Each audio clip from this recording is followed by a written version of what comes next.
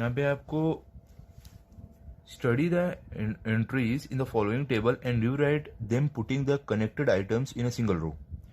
तो इसमें देखो आपको 3 रो दिया है आपको, फर्स्ट सेकंड थर्ड। तो इसमें देखो मास, तो आपका मास का जो आंसर रहेगा देखो क्या रहेगा आपका, आपको क्या लिखना है, मास को आपको लिखना है केजी, मास के सामने आपको केजी लिखना है। उसके बाद आपको लिखना है उसमें मेजर ऑफ इनर्शिया। ओके, देखो आपको स्क्रीन पे मैंने आंसर दे दिए है, ऐसे आपको लिखना, मास का रहेगा आपका केजी, उसके बाद मेजर ऑफ इनर्शिया, उसके बाद वेट का आपका रहेगा न्यूटन, और उसमें जो थर्ड कॉलम में से आपको लिखना है वो रहेगा आपका डिपेंड्स ऑन हाइट।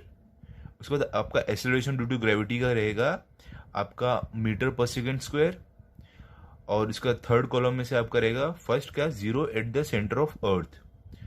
उसके बाद फोर्थ आपका जो ग्रेविटेशनल कांस्टेंट है उसका आपका रहेगा न्यूटन मीटर स्क्वायर पर केजी स्क्वायर, और उसमें आपको लिखना है same in the entire universe. ठीक है, ये आपके आंसर है इसके। अभी चलो आगे देखो आपको क्या है, सेकंड में आपको आंसर द फॉलोइंग क्वेश्चंस। इसमें एक है देखो, what is difference between mass and weight of an object, will the mass and weight of an object on the earth be same as their value on Mars, why. तो इसमें देखो पहले जो आपको डिफरेंस लिखना है मास एंड वेट के बीच में, तो आप उसमें देखो पहले आप अपना कॉलम बनाओगे, उसमें पहला पॉइंट आपका मास में क्या आएगा, mass is the matter contained in the body, और वेट में आपका क्या आएगा, weight is the gravitational force acting on a body. उसके बाद आपका मास में सेकंड पॉइंट आएगा, mass does not change with place. Weight में आपका सेकंड पॉइंट आएगा, weight is equal to m into G, as G changes, w also changes. उसके बाद थर्ड आपका आएगा मास में, SI unit is kg, CGS unit is gram. Third point आपका weight में आएगा, SI unit is newton, CGS unit is dyne. Fourth point आपका mass में आएगा, it is scalar quantity. Fourth point आपका वेट में आएगा, it is a vector quantity. ठीक है, ये आपका हो गया।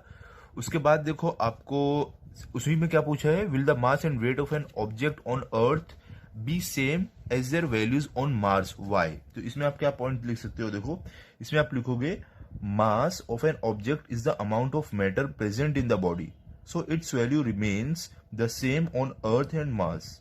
सेकेंड पॉइंट आप इसमें लिखोगे, weight is the force with which the planet attracts the object, that is W is equal to mg, as g changes weight also changes। Third point आपका आएगा, hence mass will remain the same but the weight will change from place to place। ठीक है, यहाँ पे आपका ये answer complete हो जाएगा। ओके, अभी देखो बी में आओ, बी में आपको क्या दिया है क्वेश्चन, बी में आपको है what are free fall, acceleration due to gravity, escape velocity, centripetal force. तो देखो इसमें आपको एक टाइप का डेफिनेशन लिखना है सबका, ये चारों का। तो इसमें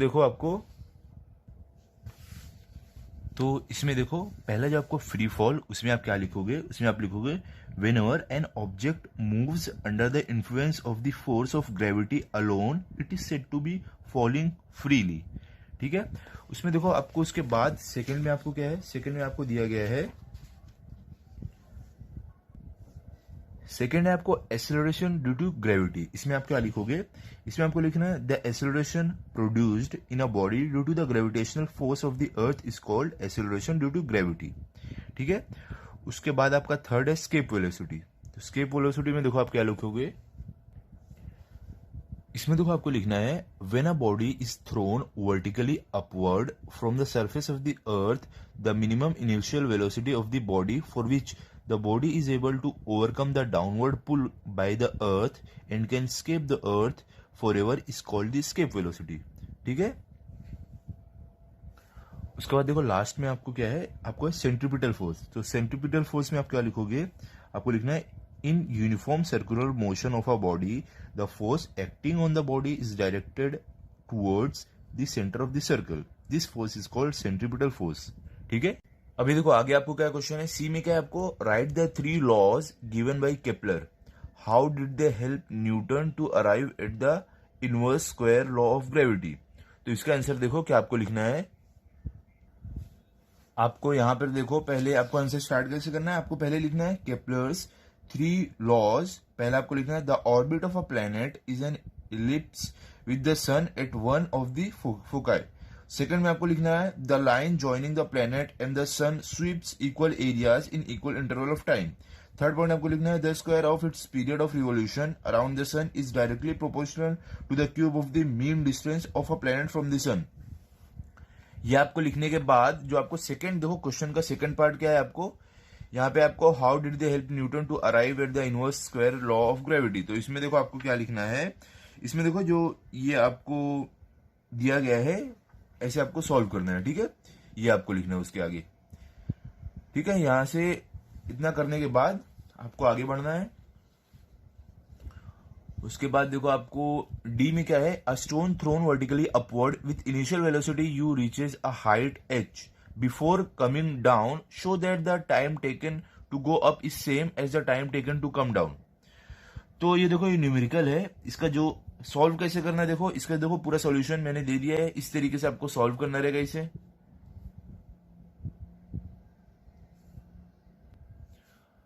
अभी उसके आगे देखो आपको ई में क्या है, आपको if the value of g suddenly becomes twice its value it will become 2 times more difficult to pull a heavy object along the floor Y.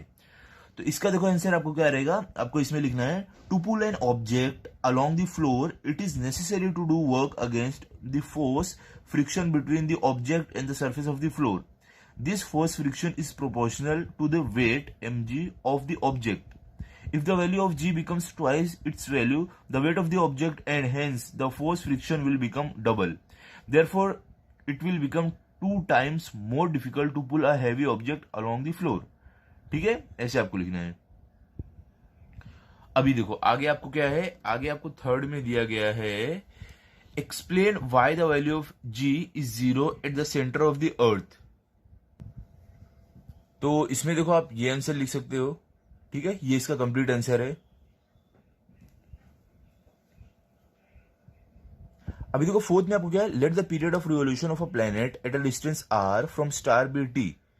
Prove that if it was at a distance of 2r from the star its period of revolution will be √8t। तो इसका देखो जो आपको लिखना है, जो answer आपका जो सॉल्यूशन है वो देखो ये रहेगा, आप इसे लिख लो, फिर हम आगे बढ़ते हैं। ओके अभी देखो फिफ्थ में आपको क्या है, सॉल्व द फॉलोइंग एग्जांपल्स। इसमें एक क्या है, देखो an object takes 5 second to reach the ground from a height of 5 metre on a planet, what is the value of g on the planet. तो इसका सोल्यूशन देखो ये रहेगा, ये इसका करेक्ट आंसर है। ओके अभी आ गया बी में देखो क्या है, आपको the radius of planet A is half the radius of the planet B. If the mass of A is ma, what must be the mass of b so that the value of b is half that of the value on a। तो इसका देखो जो answer रहेगा, आपको जो solution रहेगा वो ऐसे आपको लिखना है, इस तरीके से आपको सॉल्व करना है, ठीक है। अभी देखो सी क्या था आपको, the mass and weight of an object on earth are 5 kg and 49 newton respectively. What will be their values on the moon? Assume that the acceleration due to gravity on the moon is 1/6 of that on the earth। तो इसका solution देखो जिसे आपको solve करना है वो ये रहेगा।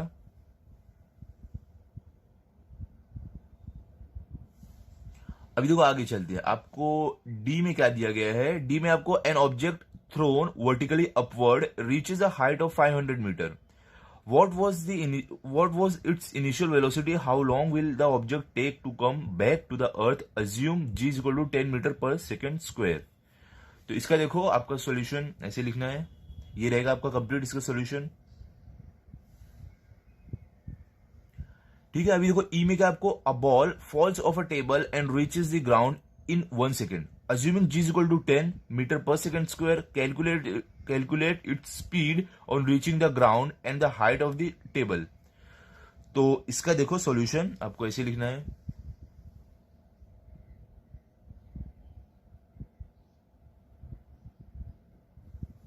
अभी देखो एफ में आपको क्या है, the masses of the earth and moon are 6 into 10⁻24 kg and 7.4 into 10⁻22 kg respectively. The distance between them is 3.84 into 10⁻5 kilometer. Calculate the gravitational force of the attraction between the to. तो इसका देखो solution आपको जो लिखना है वो ये रहेगा,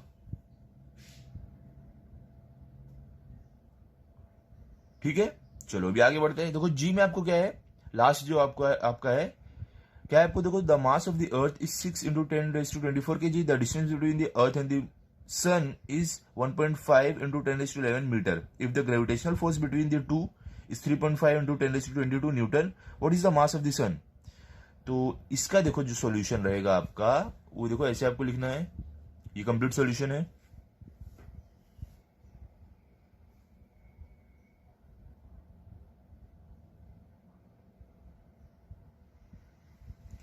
ठीक है, तो यहां पे हमारा ये चैप्टर कंप्लीट हो गया है। अभी अगले वीडियो में मैं आपको सेकेंड चैप्टर दूंगा जिसका नाम है पीरियडिक क्लासिफिकेशन ऑफ एलिमेंट्स, ये हम करेंगे। तो आप चैनल को सब्सक्राइब करके रखो ताकि आपको ये चैप्टर भी मिले। और अगर आपका जो चैप्टर हमने अभी किया है वो वीडियो आपको अच्छा लगा हो तो आप इस वीडियो को लाइक करो, शेयर करो और चैनल को सब्सक्राइब करो। Thank you.